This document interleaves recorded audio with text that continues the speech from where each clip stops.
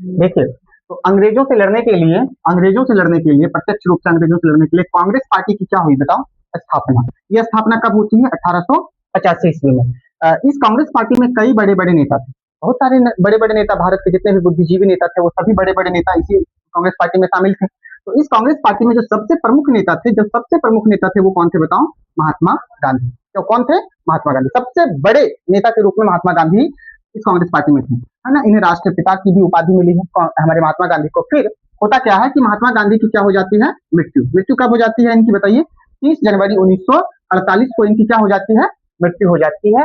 तो जब इनकी मृत्यु हो जाती है, कांग्रेस पार्टी के सबसे बड़े नेता की जब मृत्यु हो जाती है, नाथूराम गोडसे जो है ना, गोली मारकर इनकी हत्या कर देते हैं। तो इसके बाद एक प्रश्न हमारे सामने खड़ा होता है। क्या प्रश्न खड़ा होता है कि अब कांग्रेस पार्टी के प्रमुख नेता कौन होंगे? क्योंकि प्रमुख नेता जो थे वो कौन थे? महात्मा गांधी थे। लेकिन अब इनकी मृत्यु के बाद जो है एक प्रश्न था कि अब प्रमुख नेता हमारे कांग्रेस पार्टी के कौन होंगे? अब कौन पूरे भारत को समेटेंगे? कौन लोकतंत्र को बचाएंगे? और कौन हमारे भारत का विकास करेंगे? तो बहुत सारे प्रश्न हमारे समक्ष जो है वो खड़े थे। लेकिन इसी समय जो है नेहरू जी, कौन? हमारे जवाहरलाल नेहरू कांग्रेस पार्टी के सबसे प्रमुख नेता के रूप में उभरते हैं, क्योंकि वो पहले प्रधानमंत्री भी थे और प्रधानमंत्री थे भी। तो नेहरू जी पीएम थे और जो है ये सबसे बड़े नेता के रूप में उभरे। तो कांग्रेस पार्टी के जो सबसे बड़े नेता में महात्मा गांधी थे, दूसरे नंबर में जो है वो नेहरू जी थे। लेकिन क्या हुआ कि नेहरू जी की भी मृत्यु हो जाती है। कब हो जाती है? 27 मई 1964 को नेहरू जी की भी क्या हो जाती है? मृत्यु। और पुनः अब जो है प्रश्न खड़ा होता है, पुनः क्या प्रश्न खड़ा होता है हमारे समक्ष कि अब अगला पीएम कौन होगा? अगला पीएम कौन होगा? क्योंकि पीएम की ही मृत्यु हो गई है 1964 में। अब 1964 में जब पीएम की ही मृत्यु हो गई तो अगला पीएम कौन होगा? और पीएम की मृत्यु का मतलब समझ रहे हैं? भारतीयों को डर था कि हम लंबे समय से हमारा देश गुलाम रहा, राजतंत्र का शिकार रहा। अब किसी तरह से लोकतंत्र आया है और पीएम की मृत्यु हो गई है, तो फिर से कहीं राजतंत्र ना आ जाए, कहीं फिर से राजतंत्र ना आ जाए तो हमारे देश में लोकतंत्र का खतरा पैदा हो गया। जैसे ही नेहरू जी की मृत्यु हुई, लोकतंत्र का खतरा पैदा हो गया कि अब इसको कौन संभालेगा? अब पूरे देश को समेट कर कौन चलाएगा? देश का विकास कौन करेगा? है ना? तो ये बहुत सारी हमारे पास समक्ष जो है वो प्रश्न थे, बहुत सारे प्रश्न थे हमारे समक्ष। तो लोकतंत्र का खतरा बना था। लेकिन क्या हुआ कि उसी कांग्रेस पार्टी के सभी जो प्रमुख नेता थे वे सभी अपने सर्वसम्मति से लाल बहादुर शास्त्री को क्या चुन लिया बताओ? पीएम चुन लिया। नेहरू जी के बाद लोकतंत्र को बचाने के लिए, लोकतंत्र मूल्यों को बचाने के लिए पीएम चुना गया। किनको चुना गया बताओ? लाल बहादुर शास्त्री। लाल बहादुर शास्त्री बहुत ही नैतिक किस्म के व्यक्ति थे, है ना? ये बहुत ही नैतिक किस्म के व्यक्ति थे लाल बहादुर शास्त्री। लाल बहादुर शास्त्री की कहानी है कि जब वो भारत में, है ना, रेल मंत्री थे, रेल मंत्री, तो उसके शासनकाल में जो है रेल दुर्घटना हो गई थी। और जब रेल दुर्घटना हो गई थी तो लाल बहादुर शास्त्री जो है वो रेल मंत्री पद से इस्तीफा दे दिए थे। उन्होंने कहा था कि हम अपनी जिम्मेदारी को अच्छे से निभा नहीं पाए, जिसके कारण रेल दुर्घटना हो गया। और इस रेल दुर्घटना के बाद जो है उन्होंने इस्तीफा दे दिया था। ठीक है, लाल बहादुर शास्त्री बहुत ही अच्छे नेता थे ये, और ये पीएम चुन लिए गए। लेकिन ये ज्यादा दिन तक पीएम पद पर बने नहीं रहे, है ना? ये 1964 में पीएम चुने गए और 1966 में इनकी क्या हो जाती है? मृत्यु हो जाती है। और इनकी मृत्यु बहुत ही रहस्यमय तरीके से होती है। तो पीएम चुना गया। देखो नेहरू जी की मृत्यु कब होती है? नेहरू जी की मृत्यु 64 में हो जाती है। और 1964 में फिर किसको पीएम चुना गया? लाल बहादुर शास्त्री को पीएम चुना गया। लेकिन जैसे ही लाल बहादुर शास्त्री भारत के दूसरे पीएम बनते हैं तो इनके समक्ष दो सबसे बड़ी चुनौतियां थी। चुनौतियां क्या थी? देखो, चुनौतियां ये थी कि 1964 में ये पीएम बनते हैं और 1965 में भारत पाक का क्या हो जाता है? युद्ध हो जाता है। क्या हो जाता है? युद्ध। भारत पाकिस्तान का युद्ध हो जाता है 1965 की। पहली चुनौती तो ये थी, युद्ध को देखना, युद्ध से जीतना। फिर दूसरी जो चुनौती थी वो क्या थी लाल बहादुर शास्त्री के समक्ष?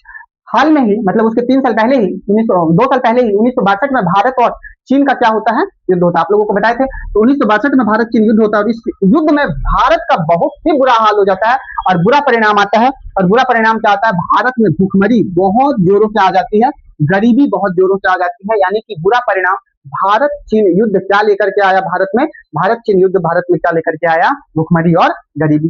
तो लाल बहादुर शास्त्री के समक्ष दो चुनौतियां थी। एक तो भारत पाक युद्ध में जीत हासिल करना, और दूसरा 1962 में जो भारत चीन युद्ध हुआ उससे जो भुखमरी पैदा हुई है, उससे जो गरीबी पैदा हुई है, उस भुखमरी और गरीबी को समाप्त करना। तो ये दो सबसे बड़ी चुनौतियां थी। और इस दोनों चुनौतियों से निपटने के लिए लाल बहादुर शास्त्री का एक बहुत ही प्रमुख नारा आया। और वो नारा क्या था बताओ? जय जवान जय किसान। जय जवान का नारा उन्होंने इसलिए दिया कि भारत और पाक का युद्ध हो रहा है, तो हम अपने सैनिकों का मनोबल बढ़ाएं, हम अपने सैनिकों का हौसला बढ़ाएं, जिससे हमारे सैनिक इस युद्ध में जीत हासिल करें। और 1965 में ऐसा ही हुआ।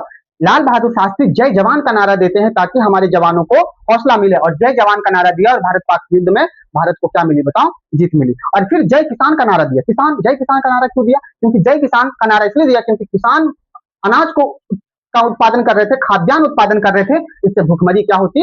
समाप्त होती। तो याद रखिएगा, नारा जो था वो जय जवान जय किसान का नारा था। क्यों था ये आप लोगों को पता चला होगा। फिर अब जो है 1966 में, अब देखो भारत पाक का युद्ध हुआ 1965 में। 1966 में ताशकंद समझौता से, ताशकंद समझौता, देखिए ताशकंद समझौता उज्बेकिस्तान में हुआ है ना, एक जगह था ताशकंद समझौता हुआ। और ये समझौता कब हुआ? 10 जनवरी 1966 को, है ना। और देखिए ताशकंद समझौता किसके किसके बीच होता है? भारत और पाकिस्तान के बीच होता है, क्योंकि युद्ध इन्हीं दोनों के बीच हुआ था।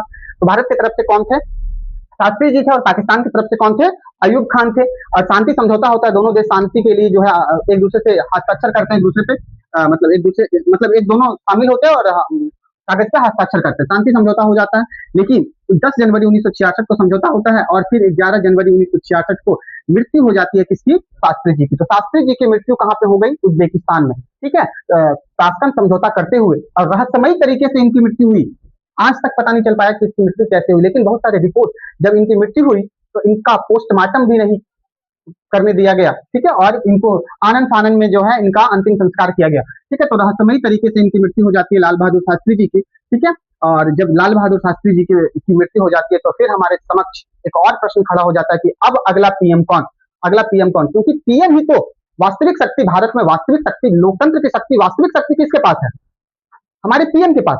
कागजी शक्ति जो है, जो कागजी प्रक्रिया में जो शक्ति है वो तो राष्ट्रपति के पास है, लेकिन जो वास्तविक शक्ति है, हमारे लोकतंत्र का जो वास्तविक शक्ति का इस्तेमाल करता है वो कौन करता है बताओ? पीएम करता है। तो अब लाल बहादुर शास्त्री की मृत्यु हो जाने के बाद जो है कार्यवाहक पीएम के रूप में, तो कार्यवाहक पीएम क्या होता है? मतलब वो पीएम नहीं बने, बस उन पीएम के पद पे नहीं गए, बस कार्य कर रहे हैं पीएम जैसा। तो गुलजारी लाल नंदा कुछ समय के लिए कार्यवाहक पीएम के रूप में गुलजारी लाल नंदा का जो है वो चयन किया गया, और ये पीएम के पद पे काम किए, ठीक है।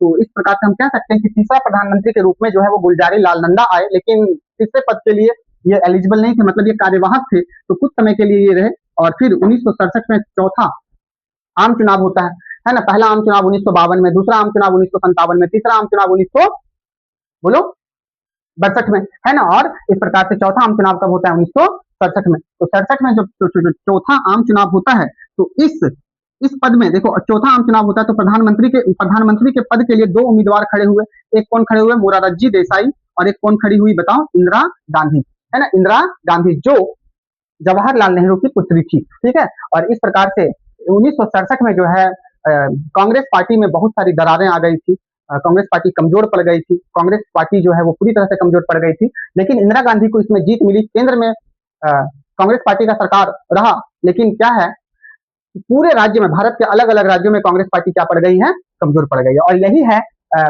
है क्या? कांग्रेस प्रणाली की चुनौतियां। कांग्रेस प्रणाली की चुनौतियां क्या है कि इंदिरा गांधी जैसे ही सत्ता में आती है, कांग्रेस पार्टी में इंदिरा गांधी तीसरा प्रधानमंत्री के रूप में जीतती है, लेकिन कांग्रेस पार्टी में बहुत सारी चुनौतियां आ गई थी। अब इसका जो पुनर्स्थापना है, फिर पुनर्स्थापना कैसे करती है, इसको हम लोग फिर आगे की कक्षा में देखेंगे। तब तक के लिए बहुत बहुत धन्यवाद।